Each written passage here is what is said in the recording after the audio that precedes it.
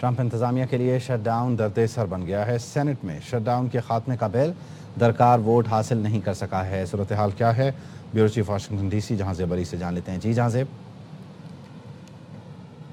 जी देखिए, काफी हफ्ते हो चुके हैं। DHS department of homeland security की जो फंडिंग का बिल है वो मंजूर नहीं हो पा रहा सेनेट से, और सदर डोनाल्ड ट्रंप ने आज जो है इस हवाले से एक एग्जीक्यूटिव हुक्मनामा जारी किया है, जिसमें ये कहा गया है कि TSA एजेंट्स को जो है फौरी तौर पर तनख्वाहें अदा की जाएं, क्योंकि अब TSA एजेंट्स जो है तनख्वाहों की अदम अदायगी की वजह से ये सेकंड पेचेक है जो उनको नहीं मिला, और अब वो ज़्यादातर तादाद जो है वो छुट्टियों पर चले गए हैं, वो काम पे नहीं आ रहे, और एयरपोर्ट पर जो है मुसाफिरों की लंबी लंबी कतारें हैं। लोकल फ्लाइट्स के लिए आपको 2.5 से 3 घंटे पहले एयरपोर्ट पहुंचना पड़ता है, और बहुत ज़्यादा जो है प्रॉब्लम हो रही है। आइस के एजेंट्स को भी सदर ट्रंप ने जो है वो एयरपोर्ट्स पर तैनात कर दिया था, जो इमिग्रेशन रेड्स करते हैं, ताकि मुसाफिरों की मुश्किलात में कोई कमी आ सके और TSA का काम जो है वो कर सके। लेकिन फिर भी सूरत हाल जो है वो काबू में नहीं आ रही, और सदर ट्रंप का एग्जीक्यूटिव ऑर्डर अब सामने आया है। तमाम ये शटडाउन जो है एक्सपेक्टेड नहीं किया जा रहा था कितना लंबा जाएगा। डेमोक्रेट्स अपने मुतालबात से पीछे हटने के लिए तैयार नहीं है, जिसमें उनका ये मानना है डेमोक्रेट्स का अपने शराइत के अंदर के, एक तो जो आइस के रेड्स होते हैं, इमिग्रेशन के छापे मारे जाते हैं, उसमें जितने भी ऑफिसर्स हैं, एहलकार हैं, वो मास्क नहीं पहनेंगे। साथ साथ डेमोक्रेट्स ये भी चाहते हैं कि ऐसे सिर्फ इलीगल इमिग्रेंट्स के खिलाफ कार्रवाइयाँ हो जिनके क्रिमिनल रिकॉर्ड्स हैं, जिनके क्रिमिनल रिकॉर्ड्स नहीं उनके खिलाफ जो है इमिग्रेशन रेट्स नहीं होने चाहिए, और उनको अमेरिका में रहने का हक होना चाहिए। लेकिन ये वो मामलात नहीं, सदर ट्रंप की ज़ीरो टॉलरेंस है, और वो इस हवाले से जो है उनका मैनिफेस्टो ही ये था, अमेरिका फर्स्ट पॉलिसी का ये हिस्सा था कि वो इलीगल इमिग्रेंट्स को इस मुल्क से निकालेंगे। क्रिमिनल्स का उन्होंने कहा था, लेकिन जब से वो इक़्तिदार में आए हैं वो हर उस शख्स को इस मुल्क से बाहर निकाल रहे हैं जिसको जो भी इस मुल्क में इलीगली मौजूद है। साथ साथ ऐसे लीगल इमिग्रेंट्स को भी यहाँ से इस मुल्क से निकाला जा रहा है जिनका कोई छोटा मोटा क्रिमिनल रिकॉर्ड है। तो ये वो मामला हैं जिस पर रिपब्लिकन और डेमोक्रेट पार्टी के दरमियान इख्तिलाफात, और ये बिल मंजूर नहीं हो पा रहा। बहुत शुक्रिया जहाँ से।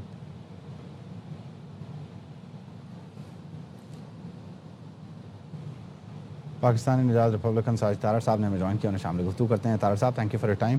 यकीनी तौर पर ये बहरानी सूरत हाल है, what's the way out?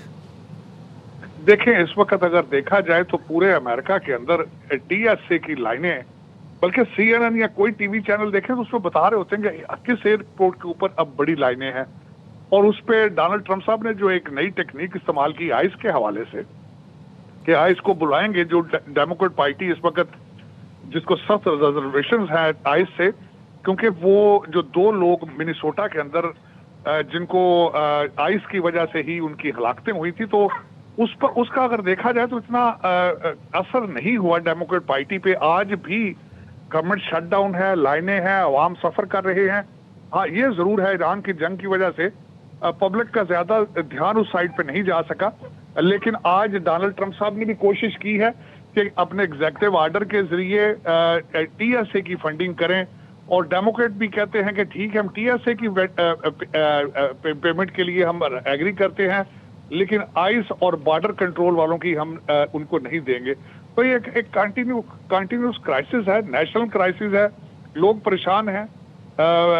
Airport पे जाना लोग पहले सोच के जाते हैं, 2 घंटे पहले जाएं, 3 घंटे, लेकिन मेरे ख्याल में जो देखा जाए तो अगले हफ्ते 10 दिन तक ये सॉल्व होगा। यहाँ पे ये भी बताना जरूरी है कि कई लोगों ने इसको इलान मस्क ने पे करने की कोशिश की, जो डोनाल्ड ट्रंप साहब ने, रिपब्लिकन सर्कल्स ने उनको इस बात को रिजेक्ट किया कि वो उनकी इस ऑफर को एक्सेप्ट नहीं करेंगे। ये दूसरा हफ्ता है, दूसरा पे चेक किस वक्त चल रहा है कि TSA के बगैर तनख्वाहों के काम कर रहे हैं। कई TSA एम्प्लॉई बीमारी का बहाना करके आ ही नहीं रहे। तो एक क्राइसिस है, नेशनल क्राइसिस है जो चल रहे हैं, लेकिन ईरान की जंग की वजह से लोगों का ध्यान ज्यादा इस साइड पे नहीं है। ये यहाँ जरूर मेंशन करना चाहूंगा, डोनाल्ड ट्रंप साहब का मैंडेट था कि इलीगल क्रिमिनल्स को यहाँ से डिपोर्ट करना है। वर्स्ट द वर्स्ट जिन लोगों को इस वक्त हिरासत में लिया जा रहा है वो ज्यादातर लोग वो हैं जिनकी क्रिमिनल हिस्ट्री है, जो इलीगल है और क्राइम्स में इन्वॉल्व है, उनको निकालने की कोशिश की जा रही है। और मेरे ख्याल में डोनाल्ड ट्रंप साहब को उनकी बेस की सपोर्ट हासिल है। अच्छा, ये जो एग्जीक्यूटिव ऑर्डर है तो डेफिनेटली कोई मुस्तकिल हल तो है नहीं, इसका अल्टरनेट जो है वो तो डेफिनेटली बातचीत के ज़रिए और शटडाउन ख़त्म करने के लिए जो हाउस है उसके ज़रिए होगा। तो अब इस पर कितने दिन एक्सपेक्ट करें कि ये सेटल डाउन हो जाएगा? मेरे ख्याल में जिस तरह आज की खबरें वॉशिंगटन डीसी के अंदर हैं कि अब रिपब्लिकन पार्टी भी डेस्परेशन वाली साइड पे जा रही है। कौम का गमो गुस्सा जो है वो लोग परेशान हैं। और जिस तरह मैंने कहा है कि मुख्तलिफ चैनल्स के ऊपर मुसलसल कई एयरपोर्टों का उनकी अपडेट दी जा रही होती है कि आप इतने घंटे पहले जाएं, आप इतने घंटे पहले जाएं। Is a national crisis. Republican party को काफी हीट है और प्रेशर है। मैं समझता हूं कि इसी कांग्रेस के सेशन में शुरू के बिलों में मजीद हफ्ता या 10 दिन के अंदर किसी न किसी सोल्यूशन पे पहुंचेंगे। डोनाल्ड ट्रंप साहब भी आज जब सवाल किया गया तो काफी परेशान नजर आ रहे थे इस हवाले से, इस टॉपिक के ऊपर। वो खुद चाहते हैं, आज मैंने देखा है कि वो खुद चाहते हैं कि जल्द अज जल्द इस मसले का हल निकाला जाए। अच्छा, इसमें जाहिर है 2 घंटे या 3 घंटे पहले लोग एयरपोर्ट जा रहे हैं, फ्रस्ट्रेशन है ओवरऑल, तो इसका मिड टर्म इलेक्शन पर भी जाहिर है असर तो पड़ेगा। ऑफ कोर्स इस वक्त अगर देखा जाए तो रिपब्लिकन पार्टी को ना सिर्फ ये टीएसए का इशू है, ईरान जंग का मसला है, इन्फ्लेशन है। आज पेट्रोल जो है वो $103 बैरल के ऊपर आज ट्रेडिंग हो रही थी और जंग से पहले ये 70s में था, $65-70 पर बैरल था। तो एक मसाइल तो काफी है। इस वक्त रिपब्लिकन पार्टी मुसलसल अनपॉपुलर होती नजर आ रही है।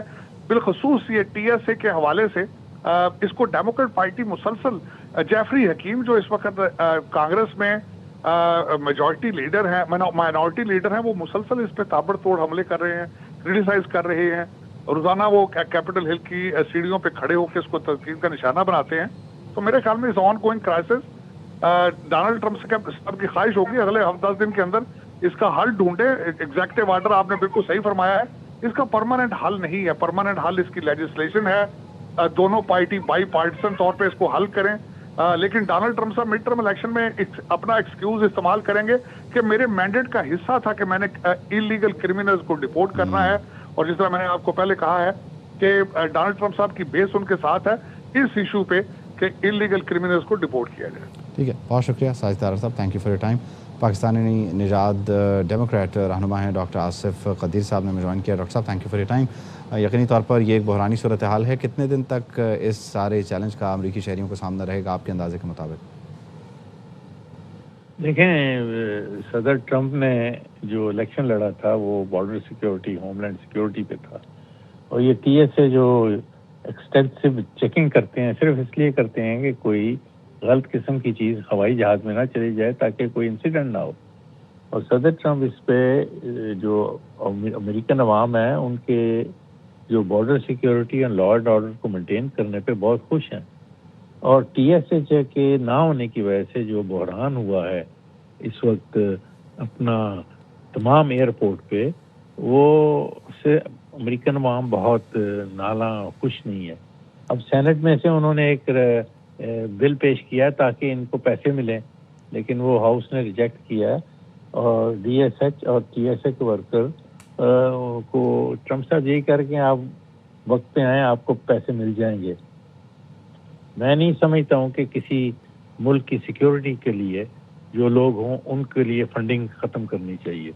तो मैं साजिद तारा साहब की बात से मुत्तफिक हूँ कि ये बाई पार्टीजन फौरी फैसला होना चाहिए, क्योंकि ये फैसला जो है अमेरिकन अवाम की सेफ्टी का फैसला है।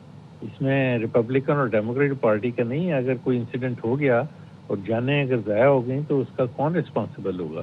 तो उसका जो मलबा है वो फिर डेमोक्रेट पे आएगा। मैं ये समझता हूँ इसको सेंसिबली दोनों पार्टियों को बैठ के इसको हल करना चाहिए। टीएसए के लोगों को आना चाहिए ताकि ये काम जो लॉ एंड सिक्योरिटी है और लोगों को जो मुश्किल हो रही है घंटों घंटों एयरपोर्ट में, खासकर ह्यूस्टन में तो एक 3-3, 4-4 घंटे लग जाते हैं। तो मैं समझता हूँ अगर ये बहरान ज़्यादा हुआ सदर ट्रंप पे इसका बुरा असर तो ज़रूर पड़ेगा और इसका मिड टर्म के इलेक्शन पे भी डेफिनेटली असर पड़ेगा। बहुत शुक्रिया।